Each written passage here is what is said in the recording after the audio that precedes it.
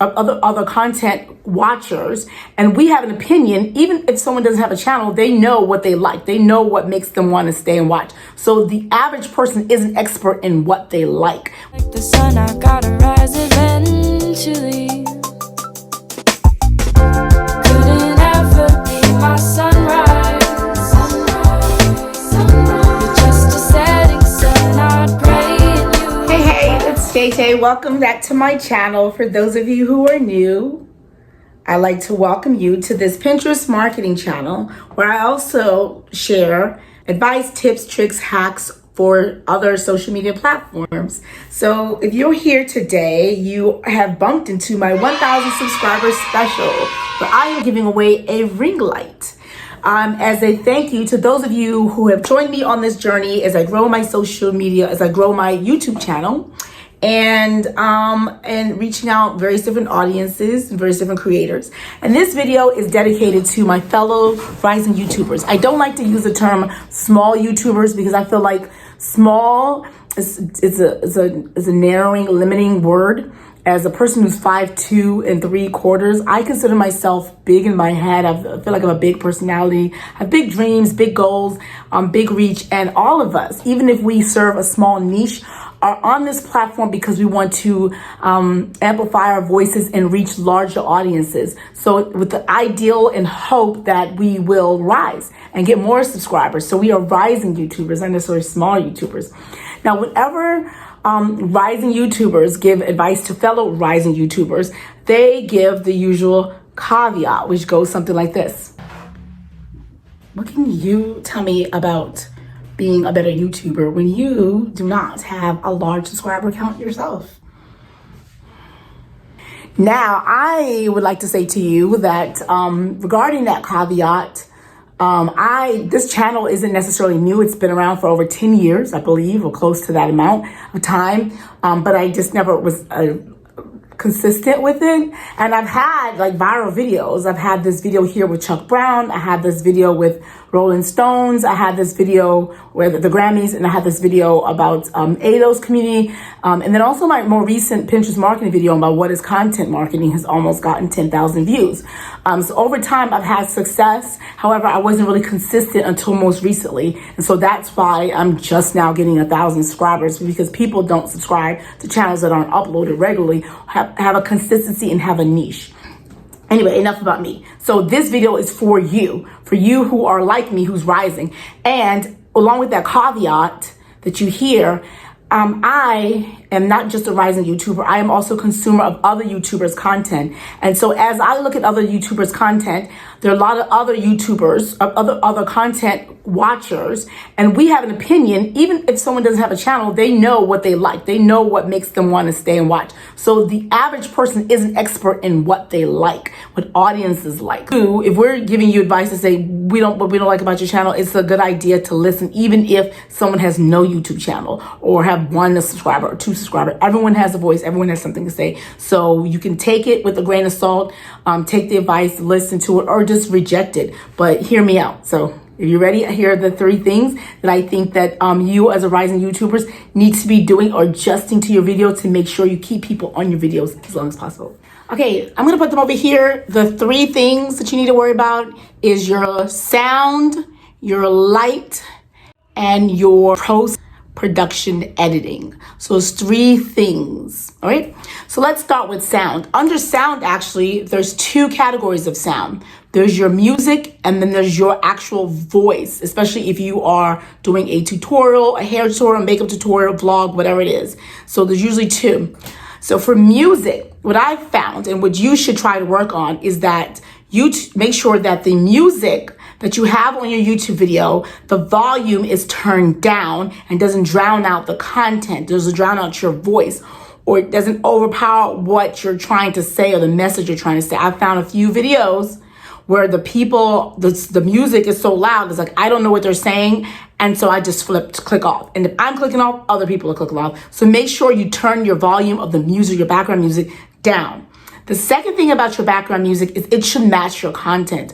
I've seen too many videos when someone is sharing a cooking tutorial, or they're sharing some sort of makeup, or they're sharing their day, and the background to something that's serene, or something that's, the act of cooking to me is calming, and it's something that people do to relax, or people, you're pouring love in there, and they'll have this either loud country music or folksy music or loud rock and roll music that really should be the background of a hiking adventure or something like that, or whitewater rafting vlog, not to something that's serene. So make sure your music matches the whatever content you're sharing to give off the proper vibe. Because if it's not vibing right, if it's not in sync to me, I'm clicking off. And if I'm clicking off, other people are clicking off, and that's decreasing your watch time.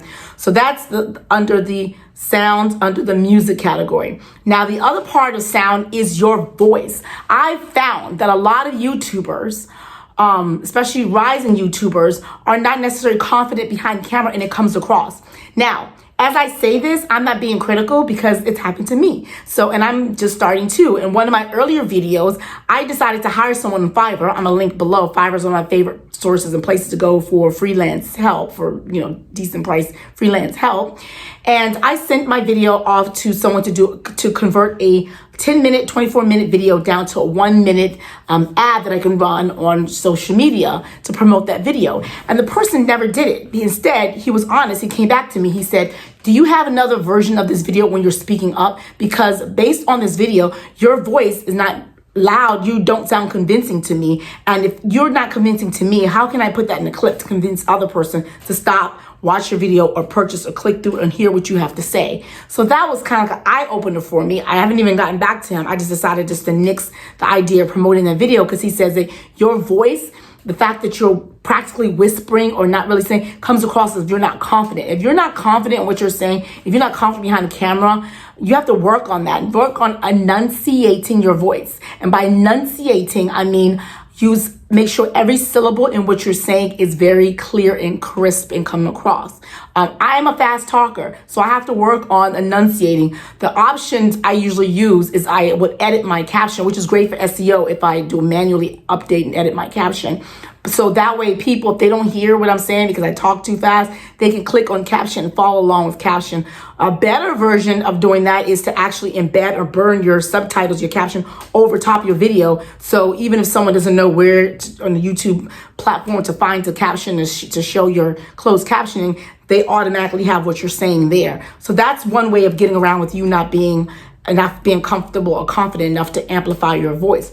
The other thing you can do for amplification of voice is when you produce your video, make sure the volume for your speaking is turned up high. Because if someone can obviously turn your video down, but if you are on a low decibel, there's no way that after someone gets the video that they can elevate that decibel, because you have it here. So on my software, one of the softwares I use, 12 decibel is the highest one. It lets me produce it when it transfers from the video, from the camera onto the platform. It spits it out on like a 6 decibel level. So what I would do is I would raise it to the highest one, 12. So when someone hears my video, they can turn it down. So that way there's leeway in it. So that's one thing you can do, is make sure you amplify your voice. So there we go. That is the sound. The second one is lighting. Now, of course, I'm giving away lighting video. You all know you don't necessarily need artificial light. As a matter of fact, by now, if you've been in the game for a little while, you know that natural light is the best light, is the best source. So even if you're living in Russia or Alaska or Seattle, which rains all the time, it's pretty dark, there's still daylight. So if you can, when you can film and take advantage of the natural light, whether the sun coming through or not, natural light is going to illuminate you the best. Now, I realize though that a lot of people who are in this YouTube game, especially us rising YouTubers, are doing it on the side. And so we have full-time jobs, and so we have to work. And so a lot of times, especially now, this time of day, it's only like 6 p.m. right now I'm filming this, and it's already pitch dark outside because it's November that I'm filming this, and it's after daylight saving times. So using daylight and natural light may not be an option for a lot of us. And if you don't have the ring light, if you haven't had the funds or resource ability yet to invest in a ring light, you still have lamps in your home. I'm sure most people don't live in, if you're doing YouTube, you're not living in the dungeon somewhere. So you have light. So take all the various different light sources and lamps around your house and sit yourself in front of them, and then put your camera that way, and then you light yourself. People who are darker hue, darker skin like myself and darker, and black people in general, have a problem in the entertainment, music, photography business of not being lit properly, because the people who do the lighting, they will take a picture. You might have a situation where you go to work and there's a group work picture, and whoever uploads the picture into the company website don't bother to see if you're visible. Like, you may be back there in the dark and you just see your eyes and your teeth, and that's because they just don't care. But if you are the one producing the video, you have the choice and ability to elevate your lamp, to make yourself look good. You owe it to yourself to light yourself properly. And a lot of times I've seen too many videos of black people or dark people, people like me, when I look at it, I'm just like, wow, can they have just done a little bit better with the lighting? Light yourself, step into the light.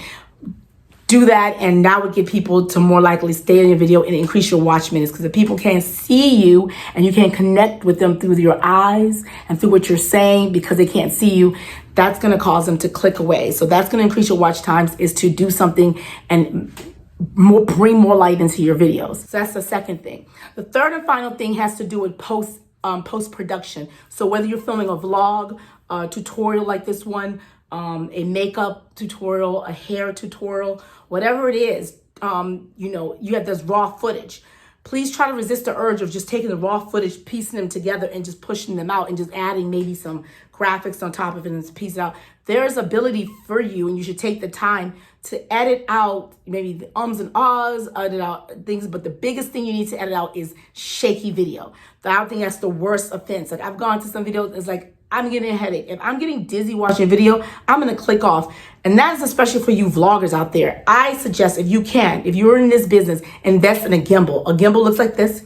And essentially what it is something, and there's mobile gimbals, and then there's gimbals for real cameras. And what that does is it stabilizes your camera. So as you're walking, you're already walking, holding the camera, it stabilizes it so it's not jumpy. Because the natural human, as we walk, there's an ebb and flow to our walk. And if you're walking fast or walking slow, it's like that. So you're taking us on a ride, and it's kind of like, oh my God, it's dizzy. Could you keep still? And it's not possible to keep still, because that's just naturally how you walk. So long as you're vlogging, you should be vlogging with the gimbal or some device. Now, there are YouTube videos out there. Here's one that shows you tips and tricks of making a smooth video without a gimbal. One of them is like, walk a certain way, hold your camera a certain way. There's certain things. Take advantage. If you can't afford yet or aren't ready yet to invest in a gimbal, which isn't necessarily expensive, invest in taking the time to look at those videos to show you how to show your video so it's not so shaky, and how to pan. A big problem is people pan too fast. And I know I'm guilty of that, but I'm not a vlogger. So and sometimes you don't feel confident when you're in a room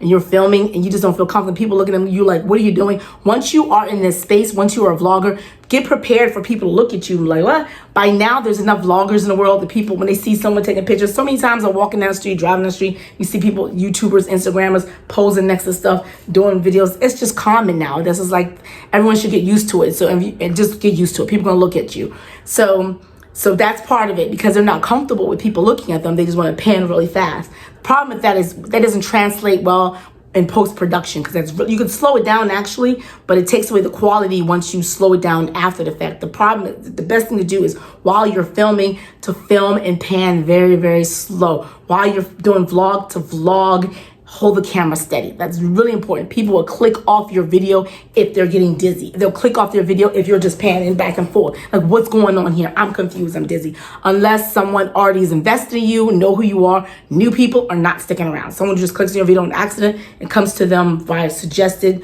from YouTube, they're not sticking in your video if they're getting dizzy watching it. So that's everything. Post-production editing. Work on that, please. So those are 3 things. I hope that's helpful for you. That's what it is. So I hope those are helpful for you. And if you'd like to win this wonderful ring light for you, all you have to do is in the comment section. Hey, this is my entry for the ring light. And then the second thing you should do is share this video in any format. Facebook, Twitter, Pinterest, or Instagram, and tag me at JJ Gat at all those places. Oh, and Pinterest, it's gonna be Belly Itch. Twitter is gonna be JJ Gat. And then just say, this is my entry. This comment's my entry. This comment is my entry. That's it. This comment is my entry. So once you say this comment is my entry, you feel the first part. Part 2 is to share this video in social. And that's it. And I'm gonna pick randomly. All right, I hope what I share with you is big. And if you like what you heard today, and if you're interested in this channel and growing and learning more tips and tricks about how to grow your following, your likes, drive traffic back to your channel, your podcast, your Etsy shop, your, I don't know, whatever it is, your website, whatever it is that you're sharing information, reaching out to audiences through social media. Why don't you subscribe? It's free to subscribe, and leave a comment suggestion below and enter my contest. And if you want to get an alert whenever I post something, hit the notification bell, and YouTube will let you know, hey, JJ got a new piece of content coming up. And if you have time, you can click through, watch it. Sometimes there's live premieres, and we can comment and watch it together and do it. Join the tribe, join the J Squad. Share the J Squad. That's it. That's it. I hope that's helpful for you. Bye. Take care. Cue my music. Ba-dum, ba-dum, boom.